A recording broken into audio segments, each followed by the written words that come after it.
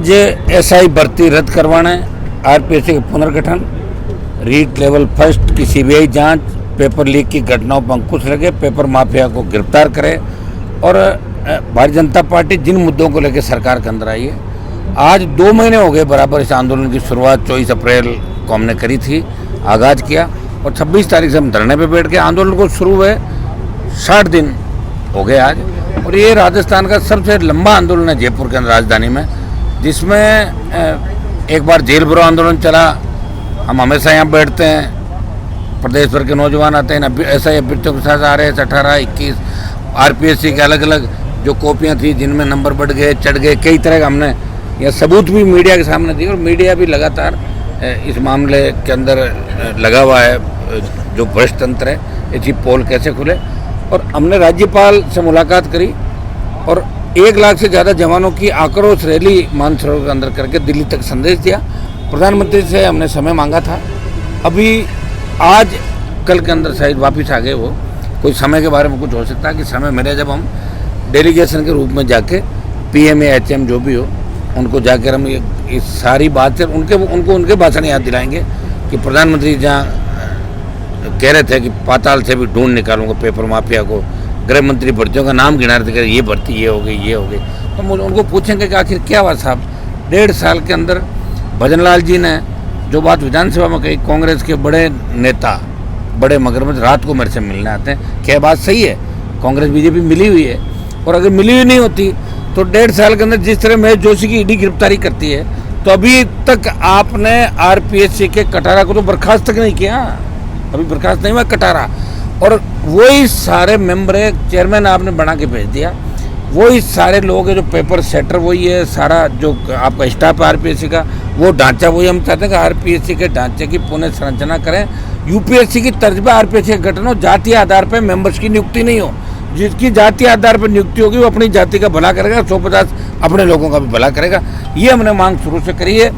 दुर्भाग्य से राजस्थान की सरकार के अंदर जो उपसमिति बनी हुई है, इसमें जोगाराम पटेल जैसे लोग बैठे हैं, जिसकी खुद की पोती नकल करते हुए पकड़ी गई। और जब पोती को पूछा तो उसने अपने साथ वाली सहेलियों को और बच्चों को कहा कि मैंने दादू से नकल सीखी है। ये कहा उसने कि दादू अक्सर यही काम करते हैं, जो वकील थे जब भी करते थे और अब भी करते हैं, तो दादू से मैंने नकल सीखी। तो दुर्भाग्य से वो आदमी क्या न्याय देगा बताओ मुझे? वो क्या कानून का मंत्री क्या न्याय देगा? तो मैं मांग करता हूँ उप समिति से जोगाराम को हटाए सरकार, और भजनलाल जी किसी अनुभवी ढंग के व्यक्ति को इस मामले के अंदर इसका चेयरमैन बनाए उप समिति का। और जो लोग आ नहीं रहे उप समिति के अंदर, जिनको समय नहीं, उन लोगों को निकालो उप समिति से। और उप समिति क्या राय देगी? जब एजी ने राय दे दी, पीएचक्यू ने कह दिया, एसओजी कह रही 500 ज़्यादा फर्जी है, 150 पकड़ लिए, किसका इंतजार कर रहे हो आप? पेपर तो होने से पहले ही बाहर निकल गया था, कितने दिन पहले पेपर सेटर से पेपर आने के बाद बट गया बाजार के अंदर। इससे बड़ा फर्जीवाड़ा नहीं हो सकता, इस देश का सबसे बड़ा फर्जीवाड़ा है। और अगर इस भर्ती को रद्द नहीं किया तो कितने सारे थानेदार आने वाले 30 साल तक राजस्थान के लोगों का शोषण करेंगे, गुंडागर्दी करेंगे, लूट खसोट करेंगे और थानों को बेहाल कर देंगे। इसलिए भर्ती को रद्द करना आवश्यक है, आरपीएससी का पुनर्गठन आवश्यक है, रीट लेवल फर्स्ट की जांच सीबीआई से उसको भी रद्द करें और बड़े मगरमच्छ जो भी कांग्रेसी नेता है उनको भी भारतीय जनता पार्टी को मिलाजुली का खेल खत्म करके उनको भी गिरफ्तार करना चाहिए। तब राजस्थान के जवानों में संदेश जाएगा।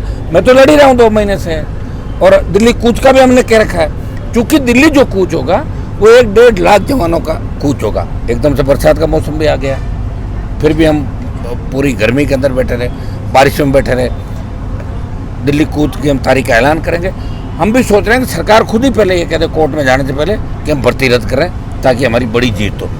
इसको लेके लगातार हम प्रयास करें। 2 माह से राजस्थान का जवान सोशल मीडिया के माध्यम से ये अपनी उपस्थिति दर्ज करा के और पूरे देश के अंदर भी टॉप ट्रेंड नंबर 1 पे कितनी बार कि ऐसा ही भर्ती रद्द करो और आरपीएससी का पुनर्गठन करो।